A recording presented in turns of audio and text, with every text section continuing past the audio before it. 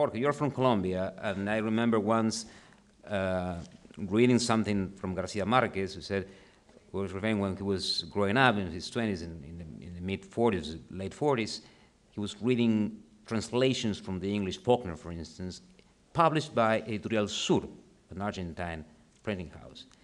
And it was, he just commented on that in the passing. And I was thinking, it's really interesting how in the 1940s, literature traveled, a book published by a very small publishing house, not a big company, a very small publishing house in Argentina, in Buenos Aires, slowly reached out and disseminated throughout Latin American countries the then new American, US American literature like Faulkner, Hemingway, and Virginia Woolf, and many others. And I was wondering how different it is today when sometimes you have the situation when you have fellow writers from Chile, for instance, that I have come to know here in New York, but I have never known them before when I was in Argentina and Chile. So there is a very strange situation that hopefully we all can manage to solve in the future, right? I mean, is there any reflection that brings you? No, the thing is it's so difficult to predict the destiny of a book. You don't know what the books are going to.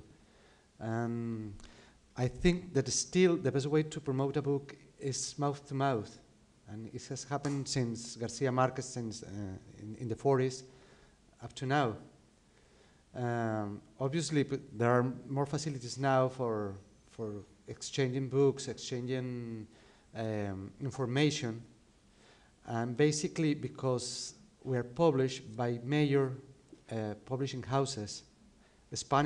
Ironically, there are Spanish publishing houses, and ironically, sometimes you have to be successful in Spain first in order to be known in the rest of Latin America.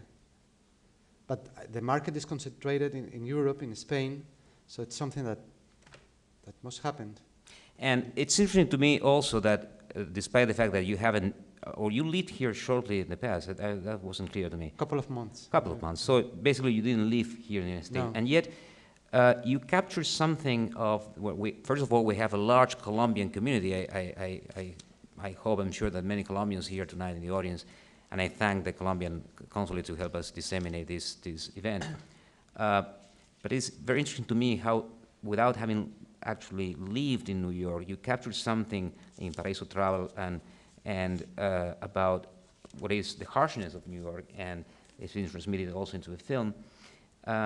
What do you find similar and dissimilar between your town, your city of Medellin and New York? Yeah, my case is it's like the Jose Hernandez case, the Argentinian writer who spent, I think, a couple of weeks in La Pampa, and he wrote Martín Fierro. And I spent a couple of months here, but I did a lot of research.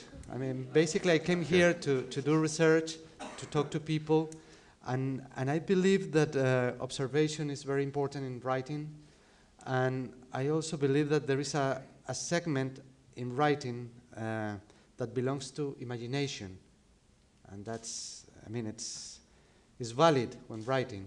Yeah. But what I found is that there was like a transposition of one country to a different one, to a different culture. But I found here the same good things and the same bad things of my country. I found solidarity, I found friendship, I found the desire of do things well, but I also found violence, drugs, of course, in a small scale. I can attest to the fact that you are sensed here not just by the public, by the audience, but by the critics, by the media, as almost a local writer, because we can see that and the requirements or for your word in interviews, etc. Is simply because you felt like you're from here, you're from the block, from the hood, so to speak, even a bit long away, but it's part of the big urban hood. And you also mentioned you put forward the issue as stereotypes, and I wonder, especially from the North American, United States perspective, and maybe European perspective too, and even sometimes from the Latin American perspective, how much of this noble, savage image and magical realism image is still on the shoulders of a Latin American writer? How much is it still necessary to remove that burden to show that, well, we can write not just about flying nuns and things, but about any other universal things? Yeah, it's difficult, and sometimes it's confusing too, because especially in Colombia, our reality is so absurd, so exaggerated, that it seems like a continuation of the magical realism, but it isn't. I mean, we are just writing the things the way it happened. We don't have to do any effort to change things.